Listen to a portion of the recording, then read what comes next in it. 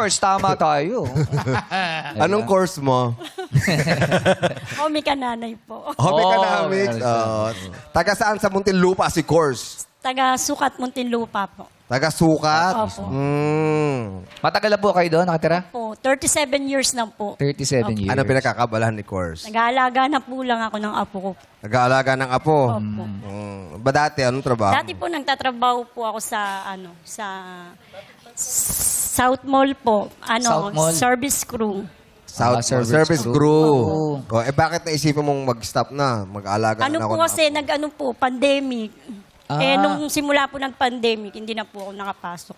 Nagsara na po yung company na. Wala na yung company. Ba't di nyo naisipan? Nag-OFW din po ako last. Okay. Saan kayo Kailan? bansa? Sa Bahrain po. Sa Bahrain? Opo. Kailan yan? Bali 2014 to 16 po. 2004. Bago pa pang pandemic. Opo. Nag-run away po ako noon kasi po yung amo ko, minamaltrato po ako noon.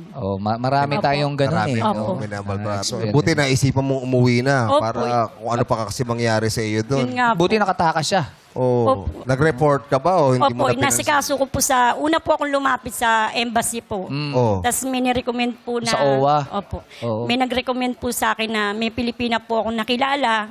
Sabi niya, habang inaayos mo muna yung papel mo, Dito ka muna. muna, Hindi para- po, doon. Racket ka muna. Racket. Opo. Ah. Bali natuto po ako doon mag-balloon decorator po. Doon sa Bahrain.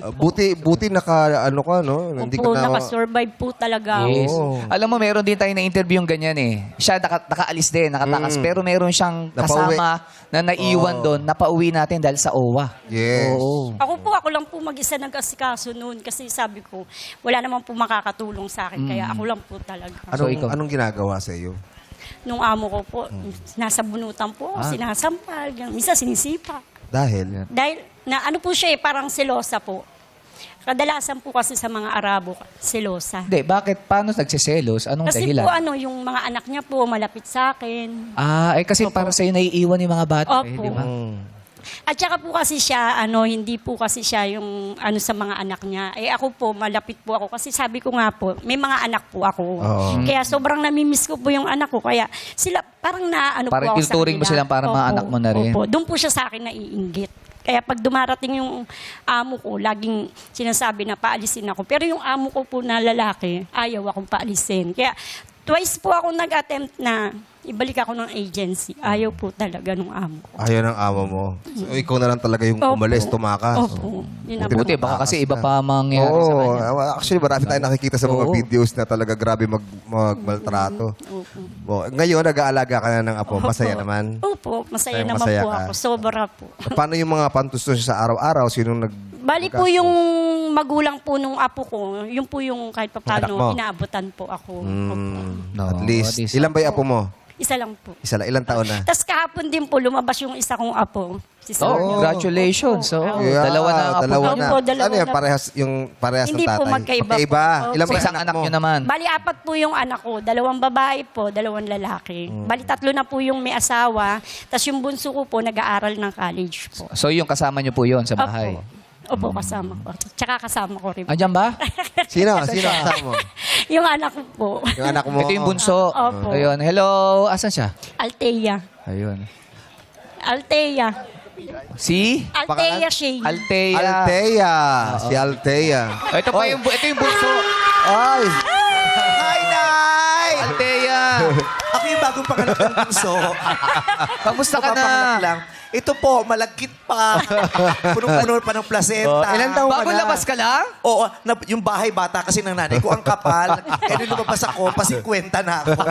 Oo, pero malaking tipid sa pamilya ko kasi nakagraduate na ako nung lumabas. Ang galing Wow. naman. Nakapag-aaral ka sa loob ng tiyan. Di ba, alam? Yung lola ko. Of course. Bakit man tong lola ko? Si Course. Si Course Vidanes. Si Course Vidanes. Course, si Tita Course. Wala. Oo. Madaming pinagdaanan si nanay pero ngayon Yes. nakikita na natin siya nakangiti. Yes. Di ba? Congratulations. Thank you po. Nakita mo naman ulit ang ligaya ng buhay. Dahil sa mga apo. Oo. Iba Diba? talaga. Pero yung kwento niya naway magsilbing leksyon at inspirasyon at babala sa lahat ng mga kapamilya natin na mangingibang bansa. Oo. Diba? Kasi iba tinitiis nila yung mga ginagawa sa kanila. Correct. Bakit? Correct. Oo. Para lang Ipon. Yes, may trabaho. Correct. Ganun. At saka yung iba, iniisip nila yung kahihiyan sa pagbalik sa Pilipinas. Yan. Di ba? Kasi yung iba, imbis na maawa, hihiyain pa. Yes. Di ba yan? Nagpunta ng ibang bansa. Ang tagal-tagal, wala naman naipundar. Yay! Maraming Wala ganyan. pinapadala. Ganun. Oo, ganyan ako. Ikaw pala. Ganyan ako sa nanay ko. Pag uwi niya, ano mga napundar mo na? Ano mga paghahati-hatian namin dyan? Yung ganon. Pero nice to meet you, Ate Cors. Oo, pero fresh siya, ha? Maganda, walang pores. Oo. Nahiya ako. Yung setting spray ko nga. Ay! Wow naman. Yan si